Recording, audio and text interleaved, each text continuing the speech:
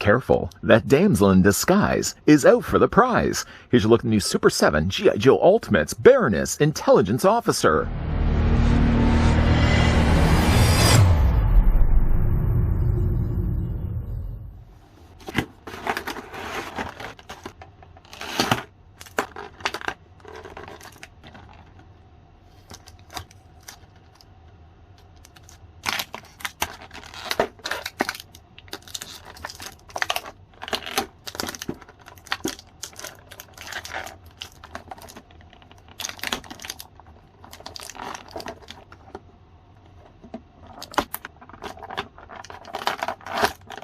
Baroness is the femme fatale Cobra intelligence officer who can either bring Cobra Commander and Destro together to take over the world, or tear them apart and dash their plans for global domination.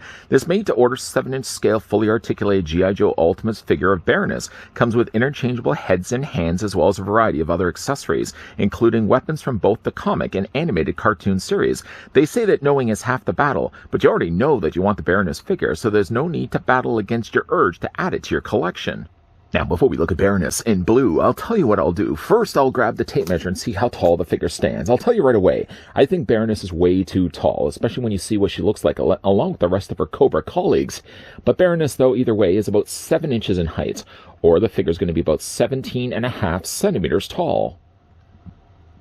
Yeah, in regards to those other Cobra figures, let's bring in the Destro that we've already had a look at, and you'll see right away what I'm talking about. Baroness, in this case, the problem with, I feel at least, is that Destro isn't tall enough. If he was tall enough, then he could at least be the bar that everyone gets measured against. I mean, then to bring in Cobra Commander, and again, Baroness only reminds me of how short Destro is and how really much taller he should be. Characters we can also, of course, bring in more so from Series 1. Here's what she looks like with Duke, and here's also what she looks like with Snake Eyes, and seeing as we already have looked at Flint and all, here's also what the figure looks like with Flint. She's okay proportioned-wise. I mean, the body isn't, like, out of proportion, but I feel like the figure is just too either tall or just more, again, a reminder that Destro's way too short. Baroness is one of those rare instances, I suppose, could also be shared by Snake Eyes in the sense that the figure never really had, this figure look at least, never had an original 80s toy. Now, before, of course, you start jumping down below in the comment section saying that, in fact, Baroness was an 80s release, she wasn't actually dressed like this. She was more the black-clad Baroness that we all know and love. This look of Baroness, in fact, is actually taken more from the original miniseries Mass Device, or also the way that she appeared in the original comics. In fact, the figure also comes included as secondary head portrait, one of the 4, that is actually more linked to the way she looks in the original comics. Because of that, she doesn't actually have any weapons that you could then date back to the original 80s toy, because again, like this version of Baroness never really existed in that original toy form. So, for example, the figure comes included with a rifle. Not really one of a rifle that you would recognize right away from the original packaging. I'm more so guessing that this would have been something that she would have carried around at some point in one of the cartoon episodes. It's molded fairly well in black plastic, no real complaints, other than the fact that she comes included with a strap that unfortunately you do have to attach separately. If you look at the pegs, there's obviously one that's a little bit larger than the other. The one that's the largest has to plug onto the back of the rifle, and that's fairly easy, no real problem there. The problem, though, is the fact that you have to then take the smaller of the 2 pegs and you have to then fit it into the hole provided on the front of it. And I have done this a couple of times and it never really quite sits in properly. I may even have to heat this a little bit with hot water. Not really to the point where I feel like maybe if I heat this, it might soften the plastic way too much. Maybe I'll even just take a few passes with a hairdryer. It may not likely even find its appearance on the figure anyways when I display her on the shelf, but she does come included with this. The figure then also comes included with some slightly smaller accessories, like, for example, a knife. The knife is nicely cast here in more of a silver plastic. She does also have a corresponding hand. Let's just go ahead and grab that hand right now that is suited for holding the knife. While you are putting the blade in, at least put the handle side in first, you do want to make sure, of course, you're not putting pressure against the blade. The blade is a fairly soft plastic, but at least she does have a hand for holding the blade. The figure also comes with a syringe, which I think is actually more linked to the comics. The syringe actually does have a little plunger on the end, but it doesn't actually retract, and you'll be also happy to know the figure also comes included with a hand dedicated for the syringe. You have to carefully take the syringe. I say carefully, I want to make sure I don't actually touch that. But it is actually set aside, designated for actually pulling or pushing down the plunger. So if you want to have the figure displayed with that, all the power to you. You can do it if you certainly would like. The figure also comes included, I guess while we're on still the topic of hands, she also comes in a couple of thumbs up hands, which are clearly more dedicated for holding the pistols, for example, some of the which we will be looking at in a second. Nice shiny black plastic gets afforded to all the hands really. And the figure also comes included with pointing hands or / trigger firing finger hands. So for example, if you want to take yourself the smaller pistol, which will be holstered in a second, you can actually fit that into her hand. Although it doesn't really necessarily look as if it's fitting itself around the trigger, ready to fire it, but rather instead it actually kind of looks like it's just more resting along the side of the gun. Speaking of the guns, she does come included with a smaller pistol, which is molded here nicely in a dark gray. And she does also come with a holster for that pistol. Simply just take the holster or take the gun, slide it into the holster. But it gives you a lot of excess. There's lots of room to breathe in there. Unfortunately, though, being that you actually have to open this up yourself, these never successfully close. As long as I live, there's never been a real easy holster that once you open up the flap the first time, it never seems to be the case that it's easy to put that back in place. It always seems to want to pop out. Speaking of pegs, you'll also notice at the very top of it, there's also a larger peg that if you take the figure, for example, she has a hole located on the side of her leg. That would be painful. Simply just take that and wedge that into the side of her leg. And I mean, it sits okay, but I mean, you really have to really dowel it in there in order to stay properly in her leg. Initially, I did have the thought process of why wouldn't Super7 have just attached the holster in the first place, but there has been a couple of, actually I think in the comic she has the holster, and more of the times in the cartoon when she at least has this outfit, she doesn't have the holster, so, you know, that's probably one of the reasons why they decide to have it as a separate piece. The figure, while I can hopefully get her to stand, this is one of the topic problems I have with the figure we'll talk more about in a moment. The figure has some difficult time to stand. More on that in a moment. The figure also comes included with more a cartoon kind of weapon that she wields. This would be a smaller version of more the conventional pistols and rifles, I should say, that the Cobra Troopers are known to have. But this is one I always think of when I think of the Baroness, or really any main Cobra character running around. I think actually even Major Blood may have even carried around a similar blaster like this. It matches actually the same type of gray. Let's just unholster the pistol we looked at earlier. Same gray as the smaller gun. This is probably going to be the gun I'm going to be displaying with the figure, though, instead. And then, of course, the last thing that she comes included with as well is the camera gun. Only in a one-time episode only. It does have the little screen there on the back. A nice little additional yellow has been added to the button, and a little knob on the top matches the yellow that's on the back for the button. Again, you can have the figure displayed with that also as well if you really like. I just, again, like the idea that Super7 include these episode-specific accessories. Okay, so we'll slide those all out of the way. Now let's have a look at the figure's alternative heads. For that, of course, I'm going to have to pick up the existing Baroness to show you guys what the defaulted head sculpt looks like. Here's again an ongoing problem with the second wave that many people have already commented on, is the fact that these figures aren't getting painted heads. And again, I draw the attention sort of to where the bar got set with Duke. Duke had a painted head, and already then that draws more attention to the characters that have skin tones. Baroness has this already as a problem. Lady J, which you haven't yet seen, also has that same problem. And Flint, the first figure from Wave 2, also had a big noticeable problem of shinier plastic that they've used. I don't know why they got away from the idea of painting the head sculpts. But again, with how good Duke turned out, it draws even more attention to the fact that these figures' faces feel unfinished. For what it is, even though it's not painted, it's a decent looking Baroness, of course, with this particular costume. I'm more attached to, honestly, Baroness with the more black outfit myself, but I do actually respect the idea that they took the time to give us more of the original miniseries Baroness before we jumped right away to probably the Baroness that everybody would be picking up right away. And honestly, if they were to give us a black version, a black costume version of Baroness, I don't think as many people would be probably being on board to getting this Baroness, because everyone kind of really recognizes Baroness more so as the one that has the black outfit. That being, though, the case, she does have, like in the original miniseries, the green lens glasses. Nicely sculpted. They are, of course, separate pieces. These aren't removable, although if you feel them with your finger, you can certainly notice that the glasses probably could be removed. You would just have a real tough time of putting them back in place. But again, like the real big thing that's a problem with the second wave so far is the fact that the plastic just, it's unfinished. It doesn't have the paint. It doesn't have the polish that the original Duke had, for example. And again, like just to look at this one and looking at what will be the Lady J, she has, again, that same problem of shinier plastic that they would have used for her face.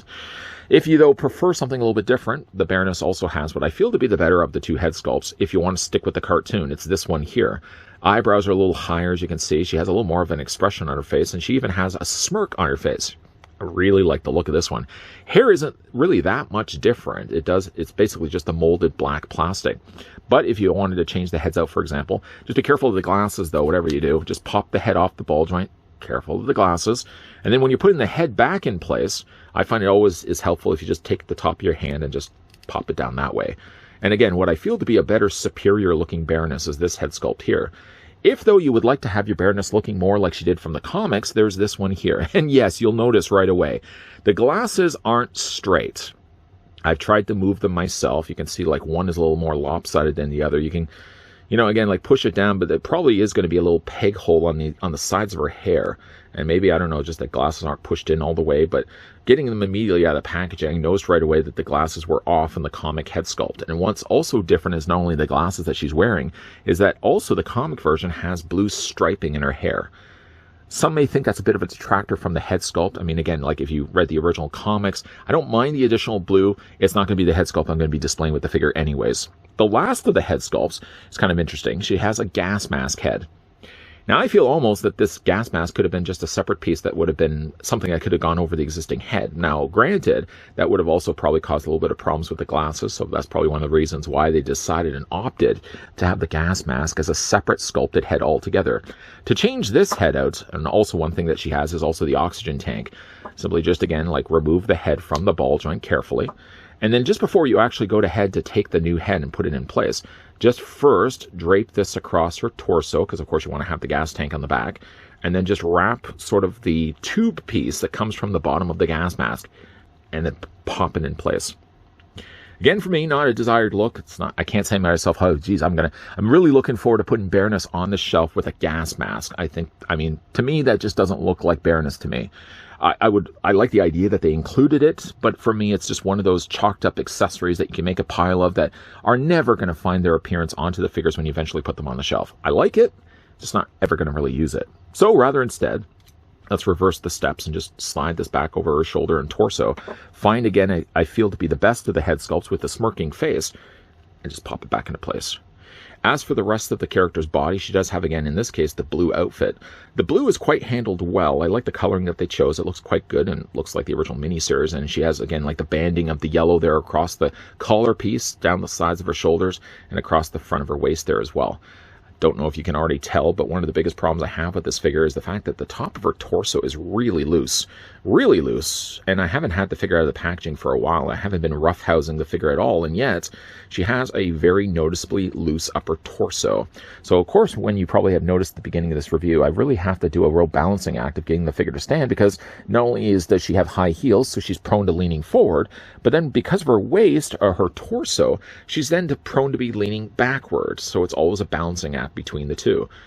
We'll get more into the articulation on the figure in a second, but I want to quickly show you the fact that she does have black gloves, matching black hands, of course, to that. The thing about the hands, though, is that when you're looking at the hands, even the swappable variety, they seem a little bit more shinier than the glove that's supposed to be attached to them. So there's a little bit of a disconnect that way. She does have some nice striping down the side of her leg, which is actually sculpted in there. They didn't just take the time to paint that in there. I like that they actually did sculpt it. And of course, she does have her black boots with heels. So right away, that's going to be a problem when it comes to standing the figure, because she doesn't have as much footprint space, occupying real estate space of your shelf, that therefore the figure's going to have a little more of a balancing issue. And you can really, again, only bend the legs back so far. She does have a hinge there, by the way, where you can bring the legs back. But again, like you're only going to have so much to work with this amount of space being occupied for the front, and even less of that space being occupied on the back of her heel. Let's run through the figure's articulation. I mean, it's pretty safe to say that it's null and void when it comes to her head, because of the way they've sculpted the hair, obviously running down the front like curtains, and quite a long bit of it on the back. You really can't move the head too much, only just back and forth, only by just a little bit. Forget about even bending the head down or bending the head up. That's as much as you really can get for it. The upper torso, while still being loose, still at least delivers full articulation. But just again, like on mine at least, it's like sort of like the dinner bell. So you can move it up and down. Can rock it also back and forth. And yeah, for all intents and purposes, you can rotate it all the way around as well. Shoulders, though, on Baroness are all the same as the G.I. Joes we looked at before. So she has a pin and hinge joint there that allows the arms to hinge out 90 degrees. Take those arms and rotate them all the way around. There's a swivel at the bicep. Still only getting a single hinge in the elbow, but at least it allows the forearm to rotate back and forth with the hands that rotate all the way around. She does also have a waist swivel. Can't forget that. Legs do split out. You can take the legs and bring them forward and bring them back. I mean, they go to about there, so I'm sure that's enough when it comes to displaying the figure. She also has, by the way she's constructed, a little bit of swiveling on the top of the thigh, but on mine, they're a little on the looser side also as well. Single hinge only on the lower knee.